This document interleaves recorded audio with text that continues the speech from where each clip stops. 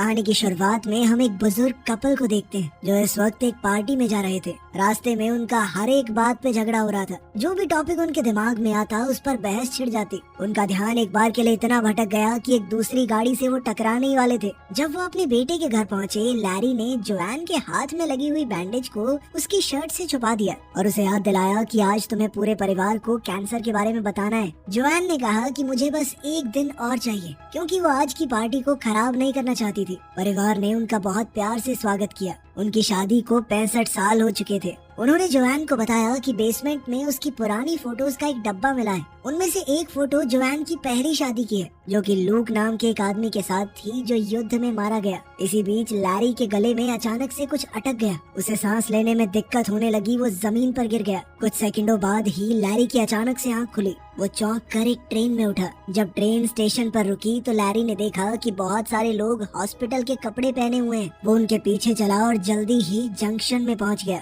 वहाँ लोग अजीबोगरीब बातें बोल रहे थे जो उसे समझ नहीं आ रही थी। लैरी ने रिसेप्शन पर खड़ी लड़की से कहा कि मुझे यहाँ पर किडनैप करके लाया गया है, लेकिन रिसेप्शनिस्ट ने कहा कि ऐसा कुछ नहीं हुआ है, आप यहाँ बैठकर अपने एसी का वेट कीजिए। कुछ घंटे बाद भीड़ कम हो गई और लैरी कुर्सियों पर ही सो गया था। तब एना आई और लैरी का नाम पुकारा। उसने बताया कि मैं तुम्हारी एसी हूँ, मतलब आफ्टर लाइफ कोऑर्डिनेटर। इसका मतलब साफ था कि लैरी मर चुका है और अब एना का काम है उसे सही जगह पर पहुंचाना। लैरी अभी भी इस बात को समझ नहीं पा रहा था कि वो मर चुका है। तभी एना ने लैरी को शीशा दिखाया। लैरी ये देखकर हैरान हो गया कि वो फिर से जवान हो गया है। एना ने बताया कि जब लोग जंक्शन पहुंचते हैं तो उनका शरीर वो वाला रूप ले लेता है जब वो अपनी जिंदगी में सबसे ज्यादा खुश थे। जब एना उसे बिल्डिंग दिखा रही थी तो लैरी बार बार बोलने लगा कि मुझे अपनी पत्नी के पास जाना है। परेशान होकर एना ने उसे एक चमाट दिया ताकि वो रोना धोना बंद करे। मरने के बाद भी रो रहा है, तू पागल है क्या? उसने ये भी बताया कि ये कोई स्वर्ग या नर्क नहीं है, ये बस थोड़े दिन का स्टॉप है जिसे तुम बदल नहीं सकते। एक बार चुन लिया तो चुन लिया।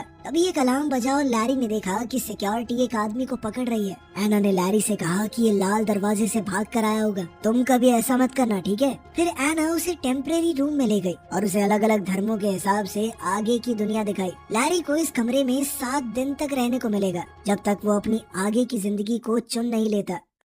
अलमारी में उसके मनपसंद कपड़े रखे हुए थे। कपड़े बदलने के बाद लैरी ने टीवी चलाया, लेकिन सारे टीवी चैनल्स पर ये दिख रहा था कि आप अपनी नई जिंदगी यहाँ शुरू करें, नहीं यहाँ शुरू करें। फिर वो जंक्शन घूमने गया। बहुत सारे स्टॉल देखे जो आगे की जिंदगी का सपना बेच रहे थे। आखिर में भूला भटका वो एक बार में पहुंचा। जैसे ही वो बैठा तो एक सुंदर औरत उसके पास आकर बैठ गई और फ्लर्ट करने लगी। वो दिखा रही थी कि तुम्हारी आगे की जिंदगी दिलचस्प भी हो सकती है। जिस पर लैरी ने कहा कि सॉरी दीदी, मैं शादीशुदा हूँ। बारटेंडर लूक ने लड़की को रोकते हुए कहा कि बार के अंदर एडवर्टाइजमेंट करना अलाउड नहीं है। जिसके बाद वो औरत चुपचाप चली गई। लैरी ने लूक से पूछा कि क्या तुम एक एंजल हो? पर लूक ने कहा कि वो भी उसकी तरह एक आत्मा है जो जंक्शन पर अभी नौकरी कर रही है। लैरी अभी भी थोड़ा कंफ्यूज था तो लूक ने उसे रूल बताए। एक बार अगर तुमने आगे की जिंदगी चुन ली तो उसे बदल नहीं सकते। दूसरी किसी जिंदगी में जाना भी अलाउड नहीं है। अगर कोई भी रूल तोड़ा, ज्यादा दिन यहाँ रुक गए या फिर अपनी जिंदगी बदलने की कोशिश की तो तुम्हें वॉइड में डाल दिया जाएगा। वॉइड एक ऐसी जगह है जहाँ पर सिर्फ अंधेरा होता है, हमेशा के लिए।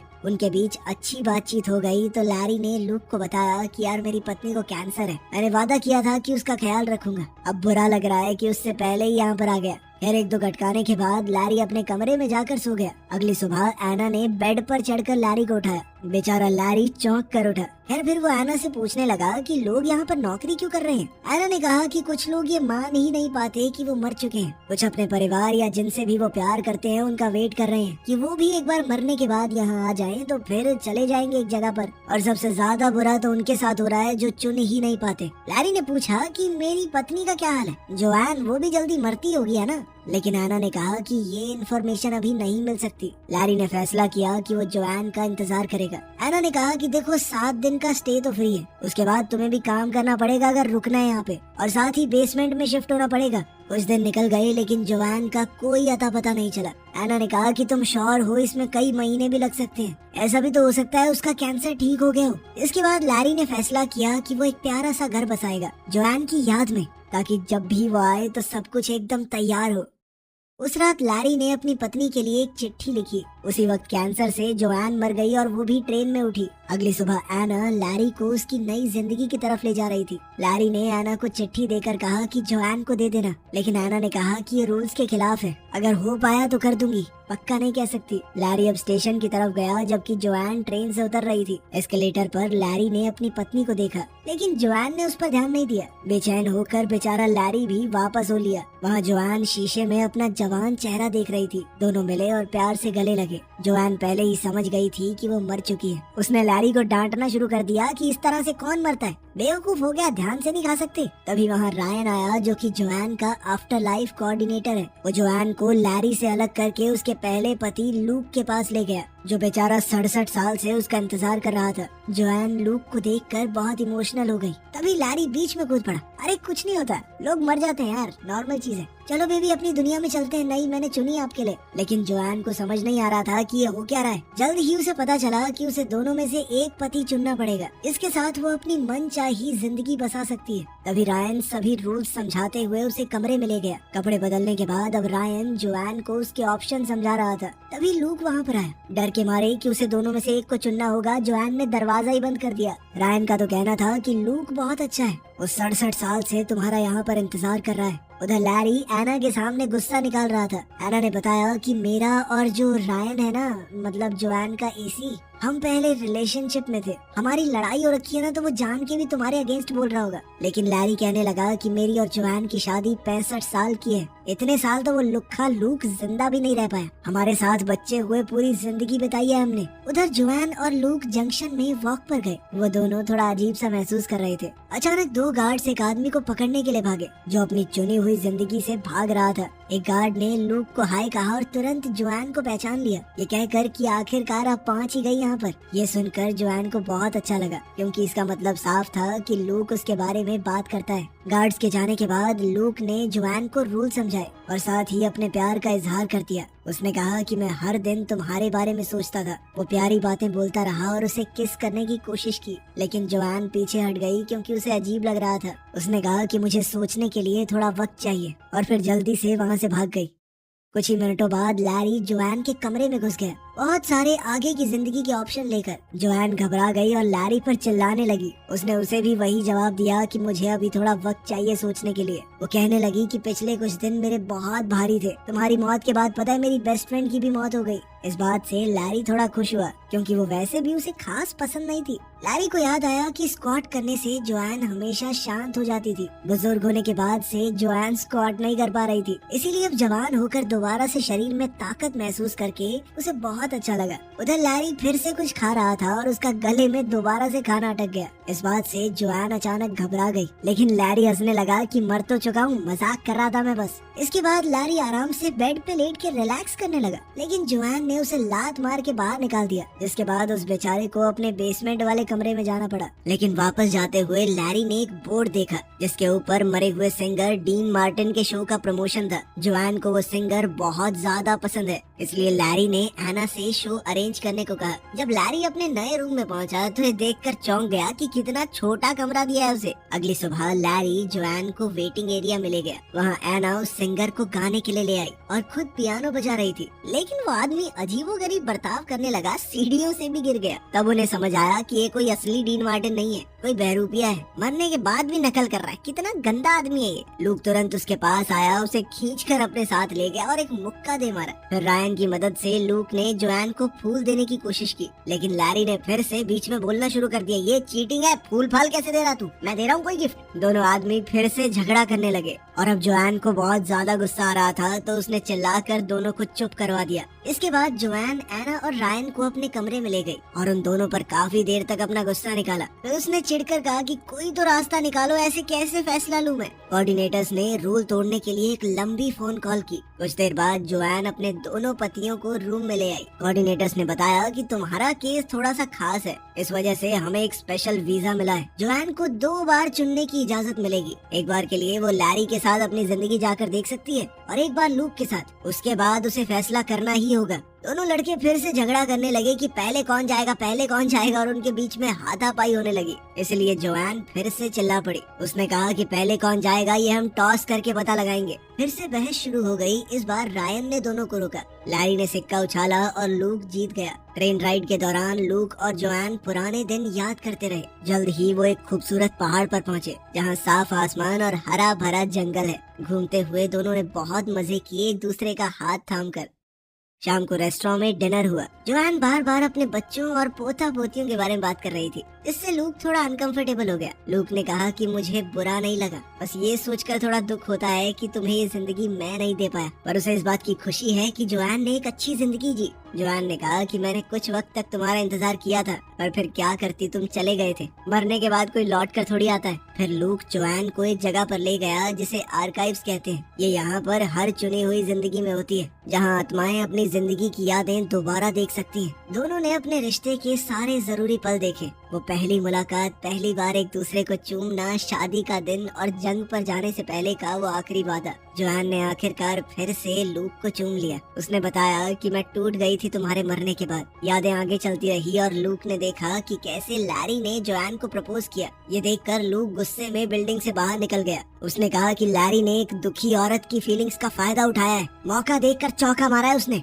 जोआन ने समझाने की कोशिश की कि ऐसा कुछ नहीं है, लेकिन लूक ने नहीं सुना। इसी बीच लैरी भड़क रहा था, क्योंकि लूक सबको बताता था कि मैं जंग में मारा गया लड़ते हुए दुश्मन से। अब इस तरह वो खुद को हीरो दिखाएगा तो कोई कैसे लड़े। लैरी को डर था कि कहीं जोआन उसे न चुन ले। इस पर आना ने कहा कि जोआन को याद दिलाना कि वो उससे प्यार क्यों करती थी। लैरी ने कहा कि मुझे तो खुद भी नहीं पता वो क्यों प्यार करती थी मुझसे, लेकिन मैं एक इंसान को जानता हूँ जो शायद बता सकती है। कुछ देर बाद लैरी जोआन की बेस्ट फ्रेंड कैरन से मिला, जो काफी बूढ़ी लग रही थी। कैरन ने बताया कि उसके सबसे ज्यादा खुश दिन तब आए जब उसका पति मर गया, क्योंकि तभी वो खुलकर अपनी जिंदगी जी पाई। खैर, कैरन ने बताया कि मुझे तुम शुरुआत में बिल्कुल पसंद नहीं थे, पर धीरे धीरे अच्छे लगने लगे। लैरी ने पूछा कि मुझे घंटा फर्क नहीं पड़ता, तुम बताओ कि जोआन मुझे क्यों पसंद करती है। कैरन ने कहा कि मुझे क्या पता, लेकिन इतना जरूर कह सकती हूँ कि तुमने जोआन को बहुत खुश रखा है। इसके बाद लैरी लूक के कमरे में गया कोई राज ढूंढने के लिए। दीवारों पर निशान है जो दिखाते हैं कि लूक अपनी मौत के बाद हर एक दिन गिन रहा था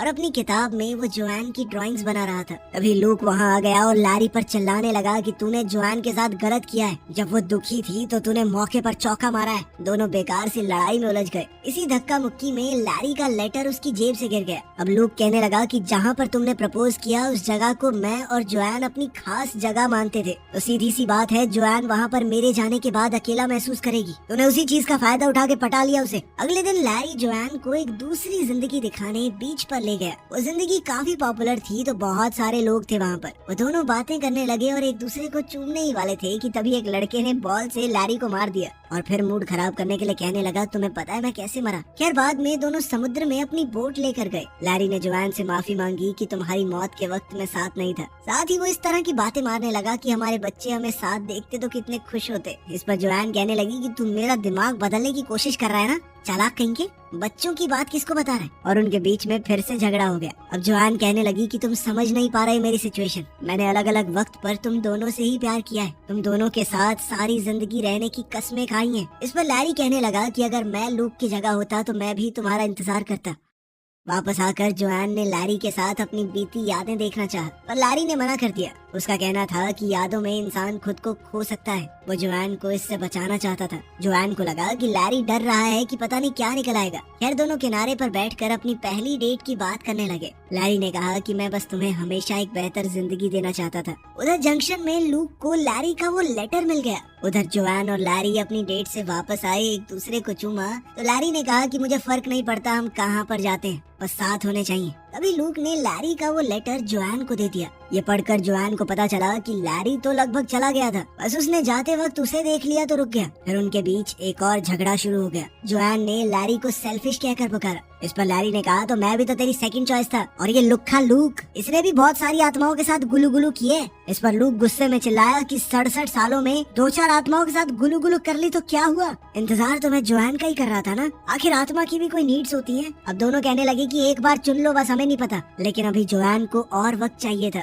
इसलिए कोऑर्डिनेटर्स दोनों आत्माओं को वहाँ से ले गए। कैरन थोड़ी देर बाद जोआन के पास एक ड्रिंक लेकर आई और तब जोआन फूट फूट कर रोने लगी। कैरन ने उसे संभाला और उसका ध्यान भटकाने के लिए अलग अलग फन बूथ्स पर लेकर गई। जोआन शराब पीते हुए अपनी हालत बताती रही। तब कैरन ने उसे याद दिलाया कि तुम मर चुकी हो। याद है शादी के बाद क्या बोलते हैं कि मैं तुम्हारा साथ दूंगी जब तक मौत हमें जुदा न कर दे। मौत ने जुदा कर तो दिया, इतना क्या सोच रही है, अपने हिसाब से जी अपनी जिंदगी को। उधर बार में लैरी और लूक भी काफी ज्यादा पी रहे थे। 4-4 पैग लगाने के बाद उन दोनों के बीच में भी बॉन्ड बनने लगा। वो एक दूसरे की तारीफ करते हुए कहने लगे कि वो लड़की हमारे लायक नहीं है भाई, हम दोनों बहुत बढ़िया इंसान है यार। अगली सुबह जोआन हैंगओवर में पड़ी थी, लेकिन उसने फैसला बना लिया था। उसने अपने दोनों पतियों को बुलाया और कहा कि मैं बहुत खुशकिस्मत हूँ कि तुम दोनों के साथ जिंदगी बिता पाई, लेकिन अब मैं एक को चुनकर दूसरे के लिए बुरी नहीं बन सकती। मुझे हमेशा गिल्ट महसूस होता रहेगा, इसीलिए मैं तुम दोनों को ही नहीं चुनूंगी। मैं अपनी बढ़िया जिंदगी जी रही हूँ, तुम अपनी जियो। बाद में जोआन तैयार हुई और फैसला किया कि वो कैरन के साथ अपनी आगे की जिंदगी बिताएगी। दोनों दोस्त मजे करेंगे। उधर लैरी ने लूक को बताया कि तुम सही थे,